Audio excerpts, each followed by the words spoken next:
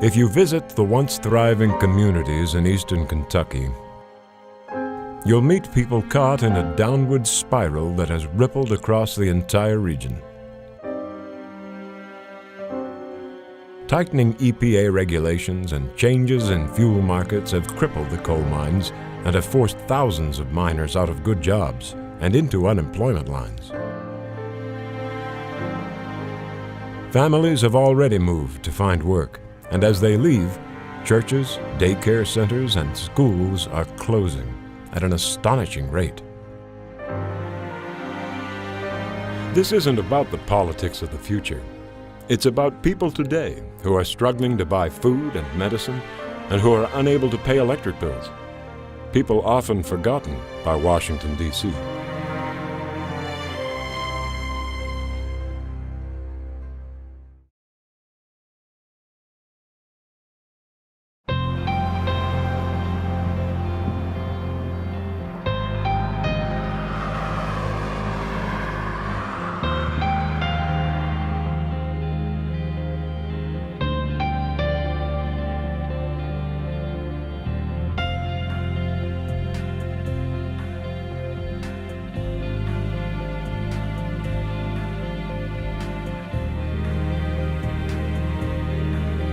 Well, in the past 2 years that I've worked here, you have people that have never missed a payment that suddenly have found themselves in a position to where they can't pay their bills.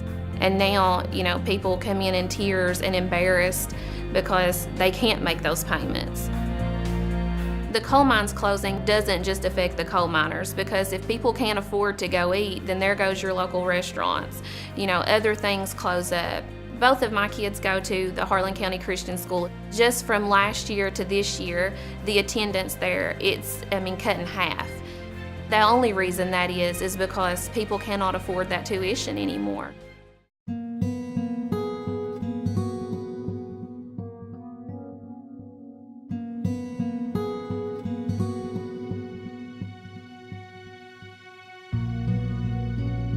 My husband worked for Cumberland River Coal in Virginia for 10 years. Before that, he was at a local mines here. He was laid off. First thing comes to your mind, you're devastated. Oh my gosh, what are we gonna do? How are we gonna survive?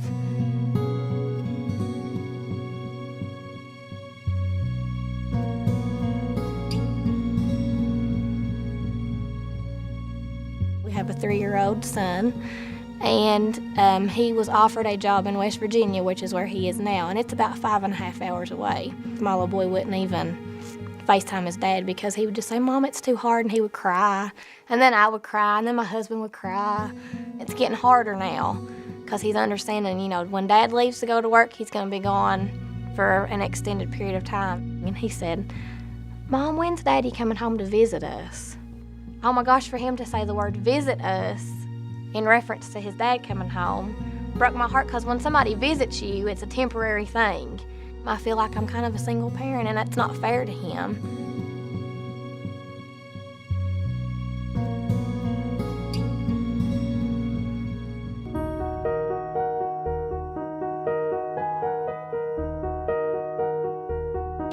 We don't have the money for books. We haven't bought science and social studies books in numerous years.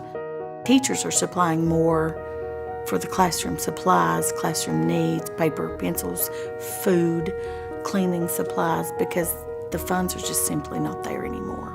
I take it out of my pocket. I make sure that they have a snack if there's not a snack, a drink if there's not a drink. This is the worst I've seen the area in my lifetime.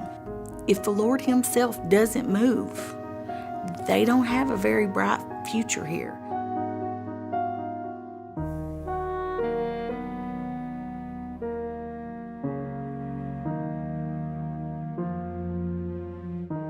In 1990, I think we had over 7,000 students in Harlan County, and now we're just barely above 4,000.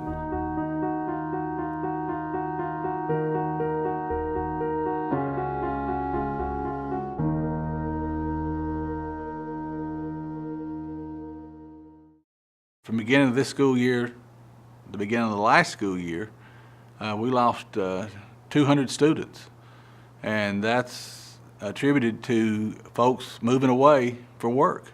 When you lose 200 students, that's about $1 million. We'll have to cut $1 million out of our budget before next year.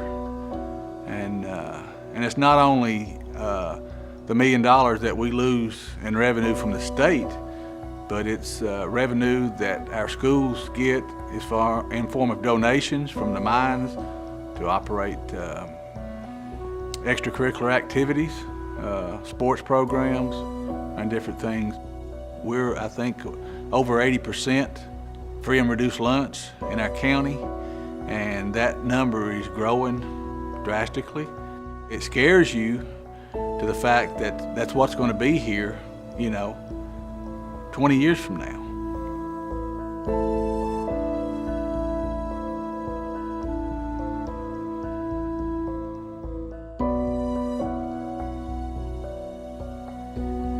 When I got laid off, the last year I worked, I made $70,000. And there's just not that many jobs where you can make that kind of money around here. Well, I was one of the fortunate ones. I got to draw my unemployment for a year, and then after that, it's just been, survive the best way you can. Coal miners, they're proud people. They don't want a government handout. They just want to work. They want a job. They want to work and support their families. They want to show their children that there's a better way of life other than food stamps and welfare and waiting on a government handout every month.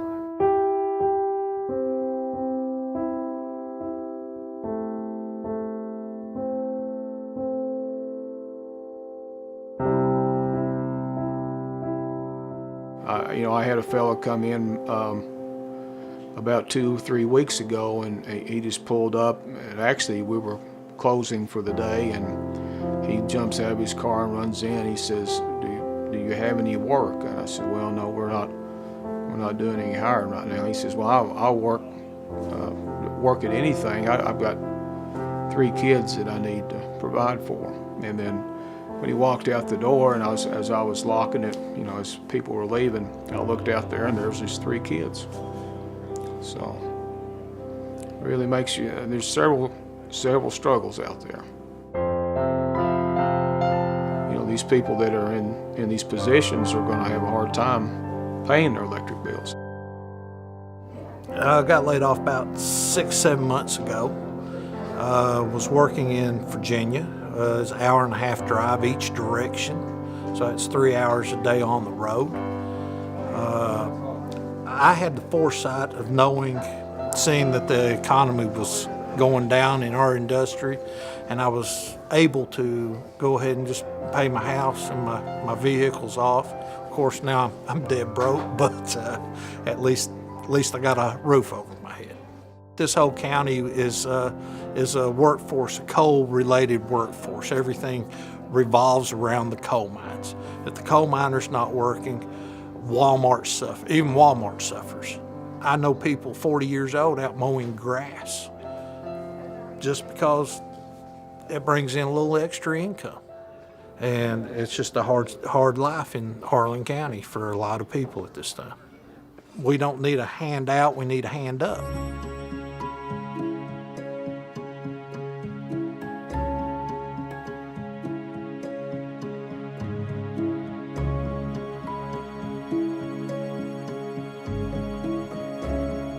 This morning, there were at least 2 miles in length of cars built up, waiting patiently. Some of them had been there overnight, waiting in line to get a number to be served this morning to get a voucher due to their immediate crisis in their home with paying their heating bills or having some type of fuel for heating.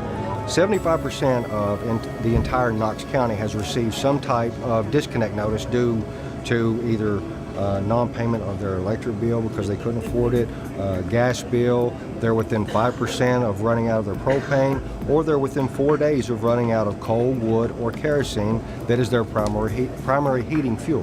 This is only working day number 9. We've already helped at least 700 people and spent over $149,000, which is almost half of our allocation. We could run out within the next week. It's a day by day.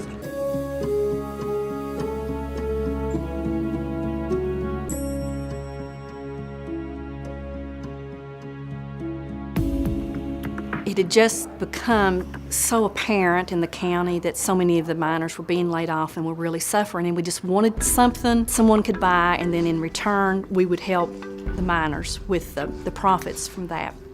So we came up with the candle because it was someone could buy the candle, and then we would use the profits to help pay the electric bill. So in essence, it was sort of light for light. We helped over 100 families last year. This is something that can immediately give them a little bit of relief on their electric bills. That is one of the largest bills that the miners have to experience during the winter months. Appalachia, this is the crisis. This is where attention needs to be put now, and not being tied up with bureaucratic red tape. We need help now. And these people have, these families have to eat now. They have to stay warm now. They just need help during this transitional period.